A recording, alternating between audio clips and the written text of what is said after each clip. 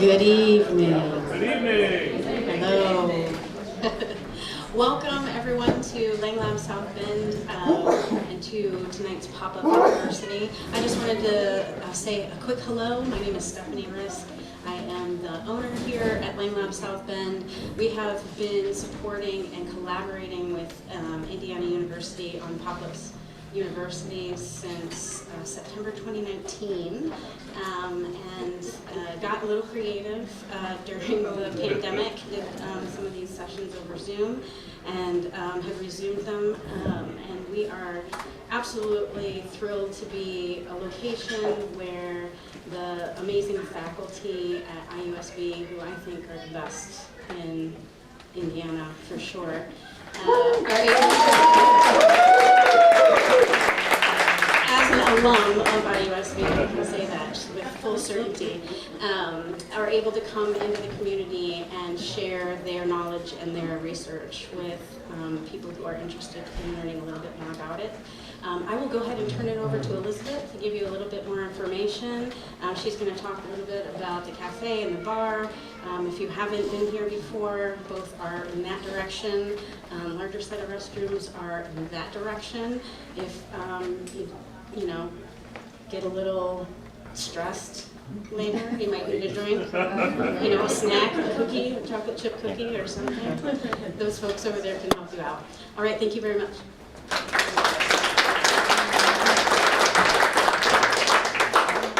Thank you so much, Stephanie. We really value this long-term partnership with Lang Lab to be out here in the community. And in fact, at IU South Bend, we know that we are part of the community. Our students mostly come from the community. They return to the community to live, work, and play here, to raise families and to contribute to our community. And so we love to be in different venues for folks, especially who might think, well, I'm not so sure about a university campus. Sometimes it's hard to find things.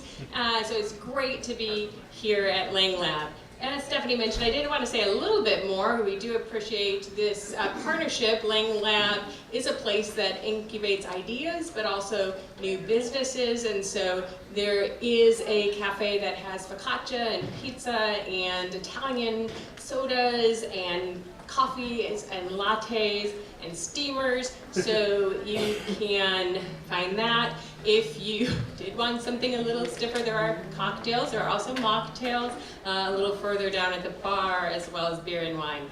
If you just need to have some water or perhaps some cheese, crackers, a little meat, fruit, or 3 kinds of Oreos, you can go help yourself that way.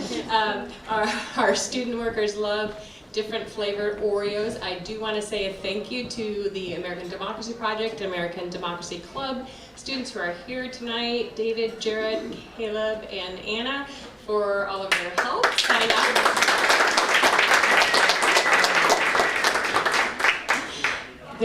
As you hear Dr. Smith, who is an award-winning teacher, who's won both our campus-wide and university-wide teaching awards, and you're curious about the political science program, there is information by that white pillar there about the department, our undergraduate and graduate degrees, as well as our paralegal studies program.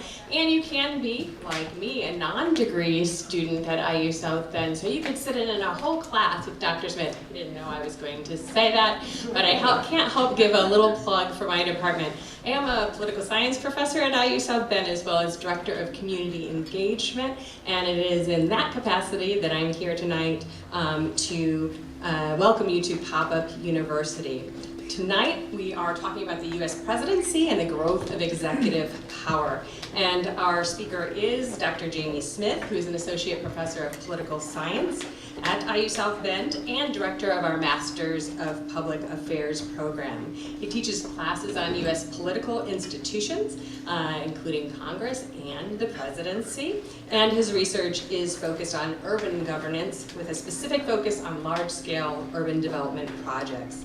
He's been recognized, as I mentioned, for excellence in teaching with campus-wide teaching awards as well as university-wide teaching awards.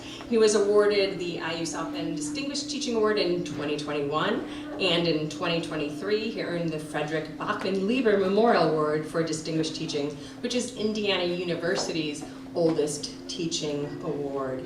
He has a PhD from the University of Illinois at Chicago. His PhD is in political science, and he's published in a variety of academic journals such as Journal of Urban Affairs, PS Political Science and Politics, and Urban Affairs Review. And I am delighted that so many people turned out tonight to hear this talk. We'll have a brief opportunity for a Q&A after the conversation that Dr. Smith offers, but let's welcome him to the stage so you all get to hear from our wonderful Dr. Jamie Smith. Hi everyone, thanks for coming out tonight. Elizabeth, thanks for that wonderful introduction. And yeah, it's great to be at Lang Lab. Lang Lab always pulls me back. I think you'd have to fact check me on this, but I think I was here opening night with a few friends, and we said, well, what is this place? And ever since, it's been a kind of a theme through the community. Yes, thank you. Oh, okay, Joel, am I allowed to do that? Okay, thank you. Oh, so there we go. I walked in and I said to Joel and my students who are here, I said, what am I going to break now? You know, what's up? But yeah, so thank you, Elizabeth, for that. I had just a quick anecdote. I had a great opportunity to begin the week after spring break by walking into my colleague, Dr. Stacy Merkin's classroom to give a presentation on the Master of Public Affairs program. And came through the door and they were discussing how not to give a presentation. And the first thing was practice, and I had not practiced. So that was a great way to start the last 5 weeks of the semester. And so what I do wrong tonight, I'm happy to hear about it, Stacy. You can help there, or maybe some of the students are here. So yeah, Elizabeth contacted me to give a talk tonight on the U.S. presidency and some changes that have occurred in that office and that institution. I will say this event is meant to bring the university to you, bring it out into the community. And so what I've done here is essentially put together a kind of greatest hits from a class I teach called the American Presidency. It's an upper level political science class. And like all things with political science in our discipline, what I'm going to do here tonight is give you some context, some background. Politics, if you're not aware, politics continues to happen every day. And I feel like if you have a computer in your pocket that has alerts, you get a lot of these every day talking about things that are developing. Now, that is a speed train. Politics is always a speed train.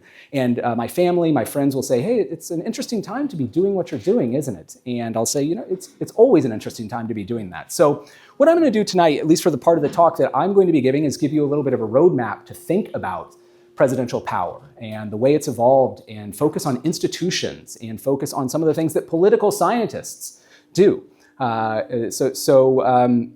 When that is done and the questions come at the end, I'm going to turn it back over to Elizabeth. I didn't tell her that beforehand, but she's going to take every question tonight. So I think that's a pretty good deal. Yeah, okay. So without further ado, let's get going. This is a quote I start many of my presidency lectures on, whether it's an intro class or the presidency class itself. And it comes from a political scientist named William Howe. And it's a quote. The quote is, what do we expect of our president? The answer is at once obvious and unbelievable, everything. So let you look at that quote for a minute. And this is certainly, I think, a quote that captures a lot of the modern, what scholars call the modern presidency. And I should kind of set out some terms. There's kind of a breaking point in the US presidency from what we call a constitutional or historical presidency into the modern era. And I'll let you think about which president you think makes that turn. And it's debatable. You could probably get an article published debating it, but many people have one person in mind that they think about. So this is our modern presidency. What do we expect? Everything. We expect the president to fix all problems. If our gas prices go up, call the president. If our egg prices go up, call the president. So on, right? So I just want you to keep this in the back of your mind as we move forward today. So This is a little bit of public opinion data regarding how people think about the US presidency and how it affects the United States. I thought about not putting this in because in some ways I think it contradicts Hal just a little bit, but it is clear that people view the presidency as the US government, right? I mean, that figurehead, the president is both the head of state and in many ways the head of government. So those two things kind of collide as we see this polling from Pew saying that who the president is affects a lot of things, not only domestically, but internationally, like US standing in the world, the mood of the country generally, as well as the health of the economy. Maybe not that many people say it affects their own personal life, but I do think that this is something that's there, especially, and it drives politics in the way we talk about it. So if we think about these high expectations, what does that require of a president or the presidency as an institution?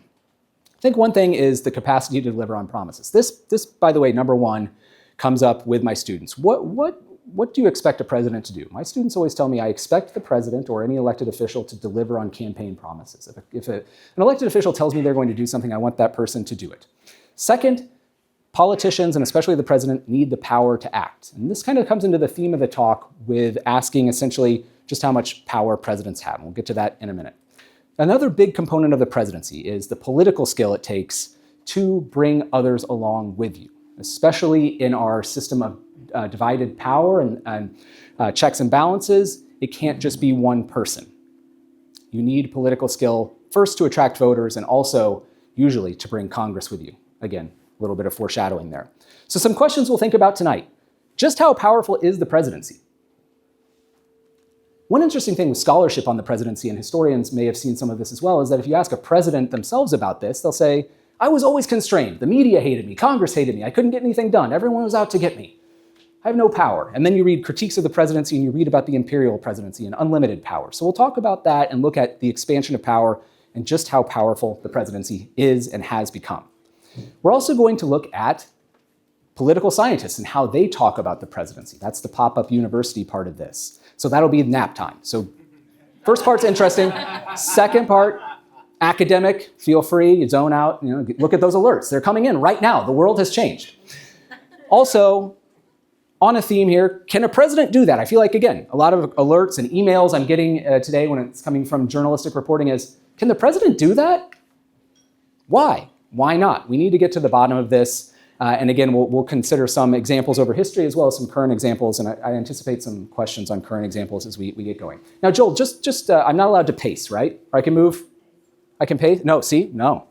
Okay, I just wanted to check. That was a live test of the technology. That's rare. That's rare. You'll see that. It's done live. Most people don't do it live. Okay, so the basics. Let's just talk about the presidency. What is the presidency? Is it a person? No. Oh, okay. Oh, it's not. Well, that's a person.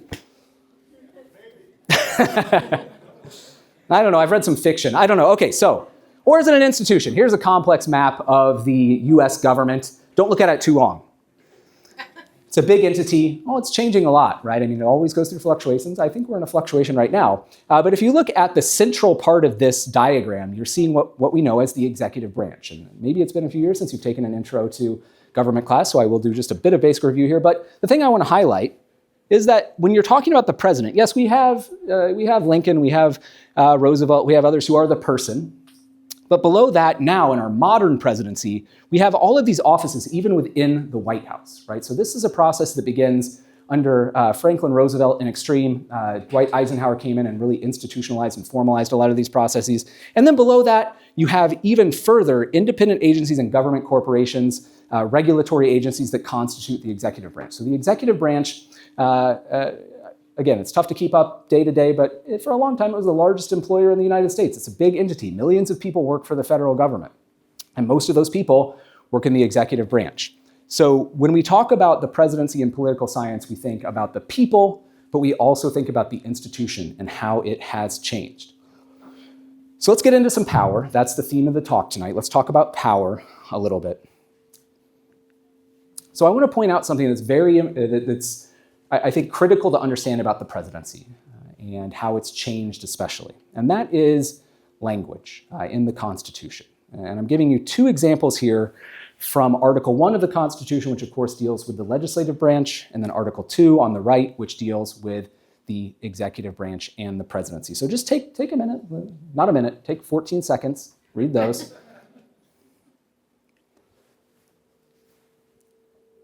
And for those of you that have studied this a bit or thought about it, I'm going to highlight what you probably already know is the biggest difference between these two, and that is limits. And so in Article 1, it's pretty clearly stated. Here are the powers of Congress. Here are the powers of a new national government. The powers that are legislative are granted in this Constitution, and they will be given to Congress. On the executive side of things, we get this phrase called executive power. And every presidential council has looked at this and gone, this is interesting. What do we have here? An executive power that's unbounded. So there is no, in the vesting clause, there's no limit here. The executive power shall be vested in a president of the United States of America, period. Not herein granted, no specific list. And by the way, the judicial, there's a little bit of a limit on there. So the executive kind of stands alone as an unlimited branch in terms of the language used in the Constitution. And that's important to understand as we move forward. It's played a big part in getting to where we are today. So the powers of the presidency, and I always stress this in my classes because we talk about the presidency as the most powerful institution, sometimes in the world, right? It's the leader of the free world or the most powerful position. Everyone aspires to it. But if you read the Constitution, and I think political scientists are still required to do that, the first article of the Constitution is double the length of the second article. This magnificent power of the executive branch is done very quickly. And so I put up here a list of enumerated powers, or powers that are directly stated in Article 2 of the Constitution and given to the President of the United States. You're probably familiar with these. We've read about a lot of these in the last 4 months, both with the end of one administration, looking at things like pardons, and then coming into a new administration. Now, one theme of presidential power that I want to say in terms of it being a little bit weaker than we often assume is that when you look at unilateral powers, or powers that don't explicitly or really entangle Congress all that much, they shrink quite a bit. So if you look back to these powers, Commander-in-Chief, we know, it does involve congressional checks. I'm just going to keep going back and forth between these for a minute. The pardon power is really, I'll talk about that in a moment, but it's only slightly limited. But these are, of those 8 that are listed, we really only have 3 that operate without some involvement of Congress. So when we talk about checks and balances or separation of powers, that's what we're referring to. By the way, I'm happy to discuss any little changes in that or challenges you want to make to that. I love little challenges. It only leads to more learning, so bring it on. Inherent powers are another part of this. So there are powers that presidents read into the institution. So something that we all know well in the modern presidency are executive orders. Also presidential proclamations or memoranda that are announced to kind of set the political agenda. They don't really have any set power. Executive orders do, but proclamations, not so much. And then also signing statements. When a president signs a bill into law, they have an option to add not only their signature, but some comments. Well thought out comments, sometimes applying to how that law will be implemented, that you want to read carefully, you don't want to skim that. So these are powers not listed in the Constitution that have come to play a central role in how presidents operate day to day. And also just for the point of definition, because we hear so much about executive orders. I think that goes across presidencies, whether we're looking at Obama, Trump, Biden, Trump, we always hear a lot about executive orders today. It's something I'll talk about again a little bit later in the presentation. But when students ask what an executive order is, my best way of making it simple is to say it's a memo with standing. It's essentially an instruction sent out to the executive branch saying, here's how we're going to do things now, signed the boss, right? So it does not necessarily have directly the power of law. It needs to be affecting something that has already been passed into law or a current practice of the executive branch. So they can change the way something is implemented, which is a power of the presidency. But when you start to change things or you start to invent new ways of doing things, that's where scrutiny comes in. And that's where checks can come in, which I'm going to next. So limits on powers. I know what you're thinking. I've got to go read Article 2 word for word. I've got to get to my car, get my phone out, and go read Article 2. No, okay. I know well enough from teaching long enough. That's not what you're thinking. But so what are some limits? By the way, I was so focused on presidential power, I will fess up and say, this is the slide I forgot, and I wrote it about 10 minutes before the presentation. So if you need to shout some out and add, please do. Of course, terms eventually. When you read the original document of the Constitution, there is no term limit on the presidency. There is a year length, but there is no limit on terms. We now have a 2-term limit, of course. There are the interbranch checks on the president. So these are there very much throughout the operations of the executive. And I just mentioned executive orders, which, by the way, are very much subject to interbranch checks. So if you have an executive order issued that seems to go against the grain of some existing precedent or some existing judicial decision, it can be taken to the courts and struck down. So for example, just to look at a couple of examples over the past 2 terms, this was something that happened quite a bit to President Biden when he was trying to make some changes relating to student loan and debt relief, and then also in the first Trump administration in terms of the ban on travel from certain countries. These kept kind of going back and forth between the executive and the courts, really checking the president in both cases, especially early on with that travel ban. The other thing is pardons. So there's one limit on pardons. You can't pardon yourself from an impeachment. Of course, the idea of a self-pardon has been discussed a little bit in the media, but these are some limits. What am I forgetting? Help me. What are the limits? I can't see any of you. I know some of you, but person by the lamp. They can't spend money that Congress hasn't approved. Yes, that's true. So the Supreme Court has said in a decision under the Nixon administration that funds cannot be impounded or held back. They must, if Congress has instructed spending, that needs to be done. At least that is the current legal decision on that. Okay, so there's one. Think of more. Jump in at any time. Just interrupt me. It's fine. I'll get a drink of water. Almost knocked the computer over. Don't worry, David. It's safe. I'll step back. Okay, so here's a little bit of the political science thing, and I want to give you some kind of some brackets to think about here when we think about presidents and how they approach power. So I kind of call this a scheme for evaluating the presidency. I'm going to talk about a constitutional approach, a stewardship approach, and then what scholars have called a prerogative approach. So first up, a constitutional approach is one that views the presidency as quite limited. This is President Taft.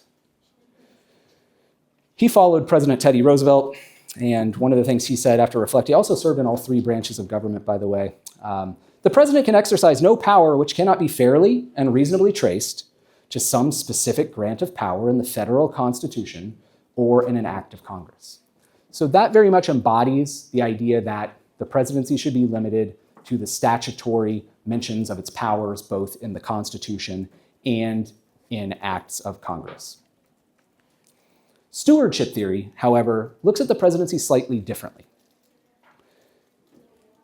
Quick version, it sees the presidency as a bit more empowered, fewer limits on the presidency. Here's a longer quote from Roosevelt, Teddy Roosevelt. I declined to adopt the view that what was imperatively necessary for the nation could not be done by the president unless he could find some specific authorization to do it. My belief was that it was not only his right, but his duty to do anything that the needs of the nation demanded unless such action was forbidden by the Constitution or by the law. So that's a pretty interesting distinction, especially when you start thinking about the open-ended nature of the executive power in the Constitution. By the way, I will say, I didn't dare put up the list of all the executive orders by every president, because you can't explain every administration. But Roosevelt, most executive orders are in the a couple hundred, maybe 100 leading up to Roosevelt. He did over 1,000. So he was someone, and you may also know him, he's someone who really embraced the notion that the president could connect with the public. If you could win the public, you had more power. And that is also embraced by this photo of Woodrow Wilson, who served a few years later, and it's opening day. That's another alert you're probably getting today. Cubs, Sox fans, I know. So here's Wilson. The president, and by the way, Wilson was a political scientist. He studied Congress and then, I guess, went in to try to overwhelm it. The president is at liberty, both in law and conscience, to be as big a man as he can be. His capacity will set the limit, and if Congress be overborne by him, it will be no fault of the makers of the Constitution, It will be from no lack of constitutional powers on Congress's part, but only because the president has the nation behind him. So that is Wilson essentially saying, win the people and you will empower the presidency. Just a little fact, useless fact, maybe it's not useless, I don't know, maybe it'll help you at trivia next week. But Wilson really embraced what scholars have come to call the rhetorical presidency. He was the first president in over a century to return to the chambers of Congress to deliver the State of the Union, which is also in the Constitution. I forgot to mention that. It's kind of like an invitation, not necessarily a power. But for a long time, the State of the Union was just a letter that was sent over. Wilson said, I'm going to go give it to their face. I'm going to go talk and show them the power of the presidency. So he really believed in this. The third theory is the prerogative theory. And this is the one, I think, that you know, it's when you're reading your presidency textbook, it always kind of catches you by surprise a little bit. I've described it here as a limitless presidency. That might be a little bit of hyperbole, but here is the Richard Nixon quote that ends up in every presidency textbook. Well, when the president does it, that means it is not illegal. He said this after he left office in an interview with David Frost, which that became a Hollywood blockbuster back when presidential interviews could be feature-length films. I don't know. Not bad.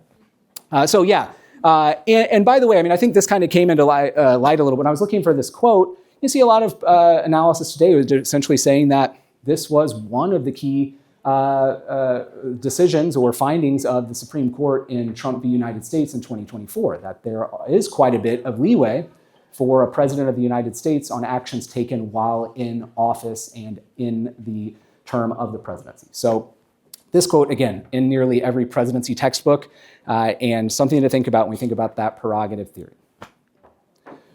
Okay, so I'm going to go quickly through this. There are pictures. See, what I did here was I'm going to tell you boring things, but then there are pictures.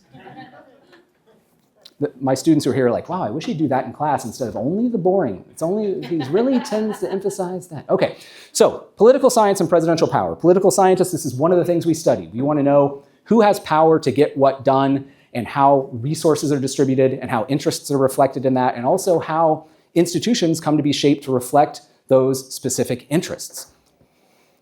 So one political science theory about presidential power that you may or may not have heard of is the persuasion or bargaining power of the presidency. And this was written by a non-political scientist named Richard Neustadt. It is kind of interesting the way a lot of these political science theories about the presidency come from non-political scientists.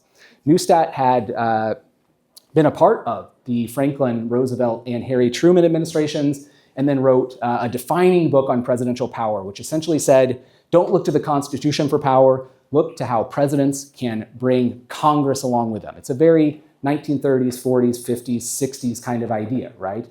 Win Congress, pass your legislation, and that's your legacy. So I think probably the face of this power is President Lyndon B. Johnson. And Johnson, again, if you've read a bit about him, if you've happened to have read 4 Robert Caro biographies about him, I'm surprised you're here tonight because that's about 20,000 pages. So congratulations just on that. The 5th book is forthcoming. Don't worry. Yes. This. Anyone know what this is called? John, Dr. Nichelle, I don't know if you get to answer. I think you might have to tap. Anyone know what this is called? Well, I do, but that's okay. It's called the Johnson treatment. This is the Johnson treatment. How tall was Johnson? 6'4"?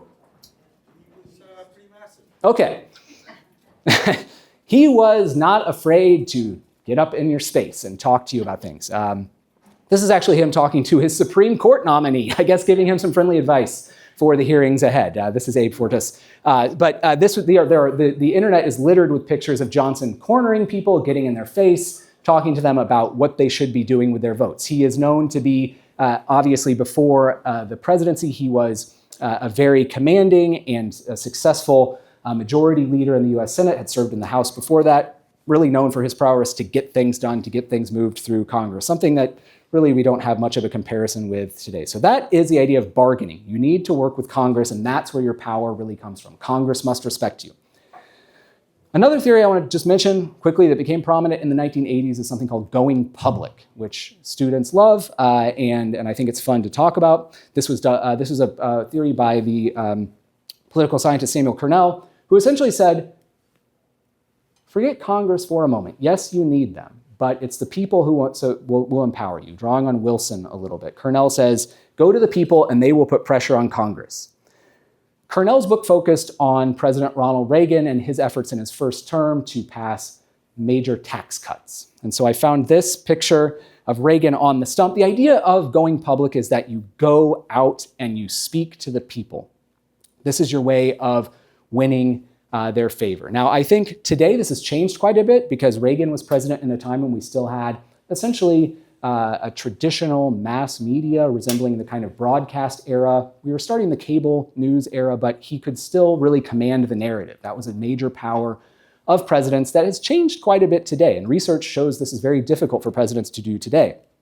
I've had students actually look at the power of going public and approval ratings on using things like social media, as for example, President Trump's use of Twitter in his first term and President Biden and his use of Twitter. So social media may in some ways capture this, but again, the idea was go over the head of Congress if you want to gain power, and Congress will, and the people will bring Congress in line with you. Here is President Obama out stumping for health care reform in his first term. I would say something about Obama that I think he really went kind of public, going public and took it up a notch because he really revolutionized the way that I think presidents use different forms of media.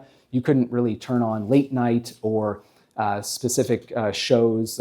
He was the first president to sit as a sitting president for a late night interview. Of course, candidates did it. But you would see President Obama in all sorts of spaces. My students always love to talk about and try to get me to play the Between Two Ferns episode with Zach Galifianakis. And you're like, wow, that would be better than what we're talking. Let's put that on.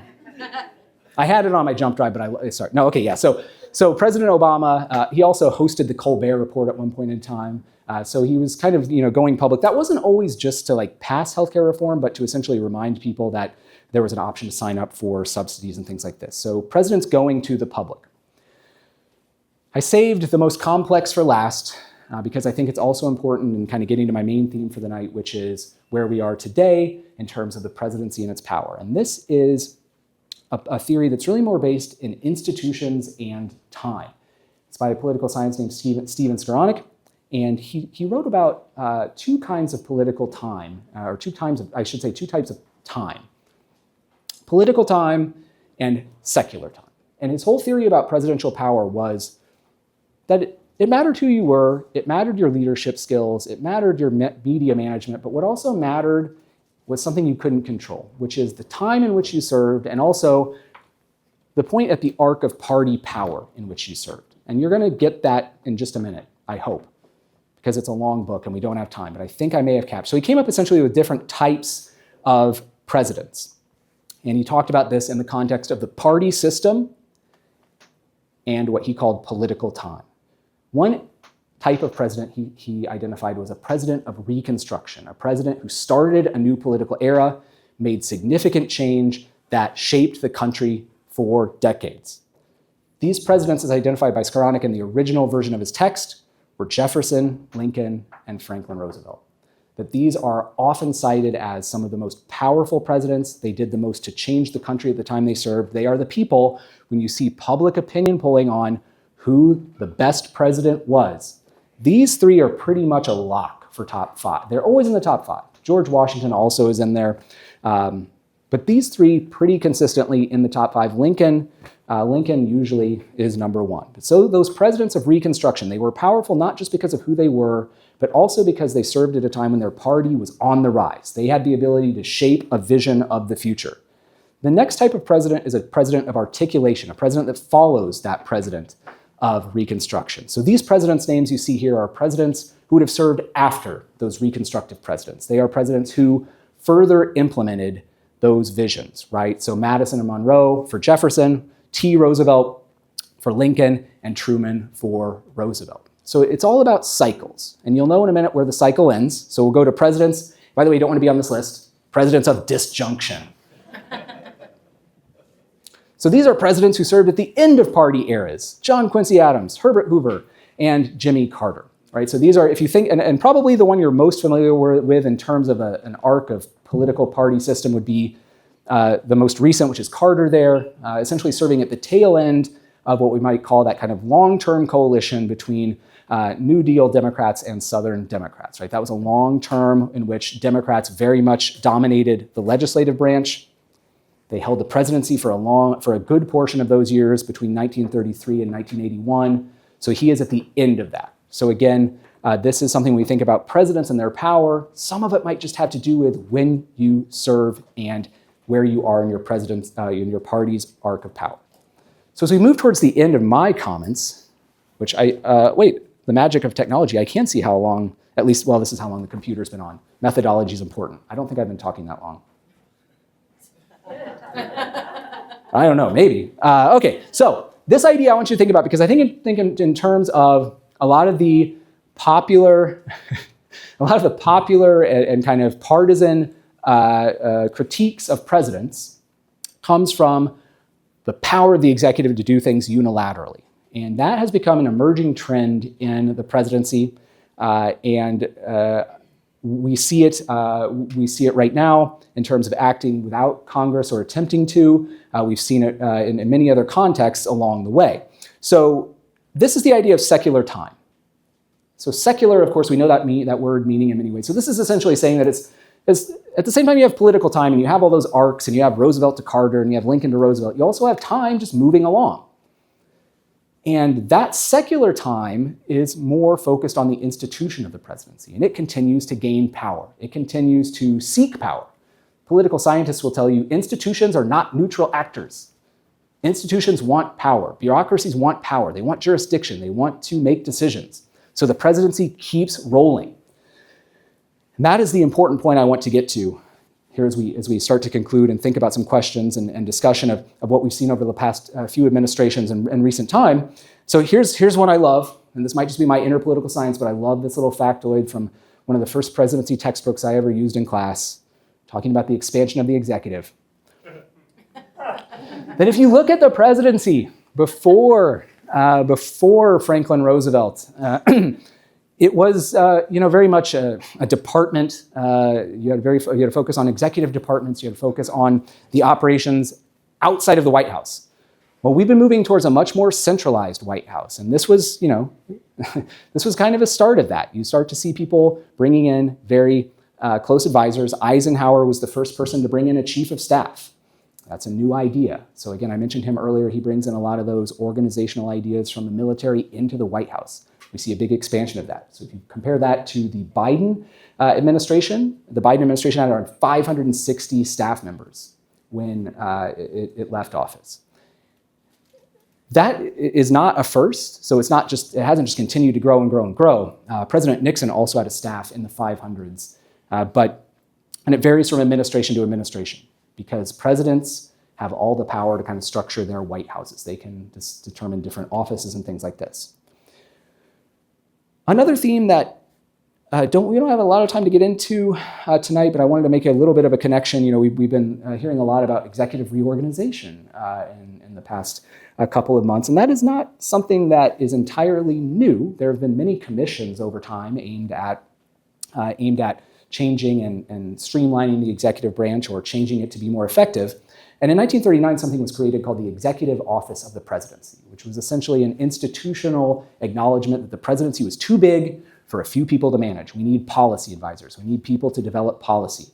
By the early part of this century, you had around almost 2,000 people working in the Executive Office of the President. So 500 staff, you're talking about the White House, not the executive. I want to be very clear about this, right? The executive branch is something that the White House is part of, but just within the White House, we're talking about over 2,000 people as part of that policy-making apparatus. So it's a big institution, and that has kept rolling. Now, that could change. I mean, we could see it changing right now. This is my favorite thing in a PowerPoint, by the way. It's a little tip on how not to give a presentation. Put the slide in that you just said, and then look at it and hope that no one noticed. That's always teaching. You got to watch out for that. The other thing I would point to, and again, this is something we're seeing from administration to administration. I know, we are in one administration right now, and we're seeing a lot of this. But I want to point out not just the number of executive orders, but the reliance on executive orders, the use of executive orders for changing policy, not just changing operations. So President Obama essentially ceding defeat to a growing Republican majority in the Congress in his second term said, well, I still have a pen and a phone. And that's what I can use. I can call people and I can sign executive orders and I'm going to try to do things. That's all I got at this point because I don't think I can get much through Congress. So this idea that presidents are using executive orders not just for, the kind of small changes within government, but to actually try to accomplish some of their chief policy goals, I think is an important one to think about in terms of that centralization of power as well as the institutional growth of the presidency. So some other things I'll bring up because they might come up in questions. And one really important one, and I think this will connect to things we're seeing right now today, is the idea that Congress has in many ways pulled back. With all of those Article I powers, with all of the new powers of the national government put in their hands in the late 18th century, they've done a lot to delegate powers. So one thing you may notice in the news, and this was true kind of both in the first Trump administration and into the Biden administration and into the second Trump administration, we're just changing tariff policy. Let's just change it. I'm going to raise it. They're going to raise it. Let's just, it seems like one person is just controlling tariffs. Now, scholars will sometimes look at this and say, I thought taxation was a power of Congress. At least that's what the Constitution says. If you're talking about taxation, that is a power of the US Congress and the US House within that body. But this is something that Congress essentially said under certain circumstances, we want to give tariff authority directly to the president when it concerns national security. Again, ears pop up in the White House. National security, that's our thing. Tariffs, national security, right? So this idea that presidents can essentially just change tariff policy across the board unilaterally is something that comes out of the idea that Congress has kind of pushed things their direction. That's true with budgeting. I would also say that due to just the way Congress functions today, and there's a lot to this, so don't read too much into this, but Congress is passing fewer laws than it has in 100 years. I'll bungle this stat a little bit, but I looked at this. I think that in the last Congress, there were 274 laws passed. Now, you could look at that as a good thing or a bad thing, but it's lower than it has been, right? So Congresses of the past would pass hundreds of laws. They were probably smaller in scope. They were doing more things, probably that the presidency does today, not just President Trump, but the presidency. So we have inaction or the willingness to delegate powers to the president. Another thing we're seeing is reliance on judiciary for policy change. When things are log-jammed through Congress and the legislature and presidents aren't necessarily making things happen, they don't have the capacity to make things happen on issues they want to see change, interest groups, political actors use the courts. They find ways to get decisions into the hands of judges and have those decisions made in the judicial branch. And by the way, since we're talking about the Constitution a little bit tonight, I would also just point out that check, the judicial branch's ability to overturn laws or to look at specific discrepancies in some of those power dynamics, is something that the Supreme Court claimed for itself in a court case in the early 1800s. So that's another talk next year. The expansion of the U.S. judiciary. I think that's someone else. That's not me. So I'll try. So another thing, this is a big one we see. Two more, and then I'm going to quit. But changes the media environment, just in terms of the digital media and how presidents now can really bypass the media that they were so reliant on for so many years. I don't want to say too much about that, but that really does change the checks on the president. Because if the media is a watchdog and the media is essentially a check on branches of government that's not in the Constitution per se, aside from, of course, the First Amendment, if that dynamic changes, presidents have more leeway. And I think I just lost my card as a political scientist because political polarization is on my second to last slide. Because I think I should have started with that. Because you're probably all thinking the entire, but what about polarization? And if you want to get out of a political discussion, just say, what are you going to do with the polarization, though? And walk away. There's stuff over there. You can. Oh, by the way, Stephanie, do you think my talk's going to stress people out? I don't want to stress people out. It's okay. There's 3 kinds of Oreos. Okay, political polarization.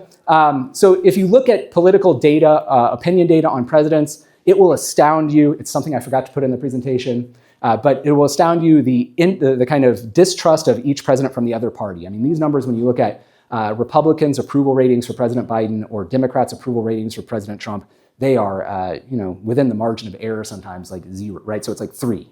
Oh, really? That's interesting. So we are in an intense period of polarization, and that also affects, from my last slide, of course, the checks that Congress might place on a president, because When you have unified government, those checks are going to operate very differently. So my final slide, and then I know you're all probably going to ask this question in different ways, and Elizabeth's going to answer, can a president do that? I think today we are seeing fewer institutional checks on the presidency.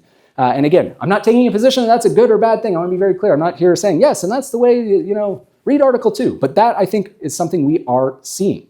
And it's due to a lot of factors, one of which is that you have that stronger, more centralized control of the executive branch. Fewer cabinet, the power really is in the White House. And that goes back a few decades. And then finally, that last point I made, that we are seeing less intra-party accountability. Due to polarization, you're not seeing that pushback from within one's own party. And that really does limit the checks that are built in the Constitution if a party won't at some times push back on its own president. And again, I think that's something that can be seen throughout many of our recent presidencies. So I will end it at that. Thank you so much. And now questions. It's been really fun to talk about the presidency.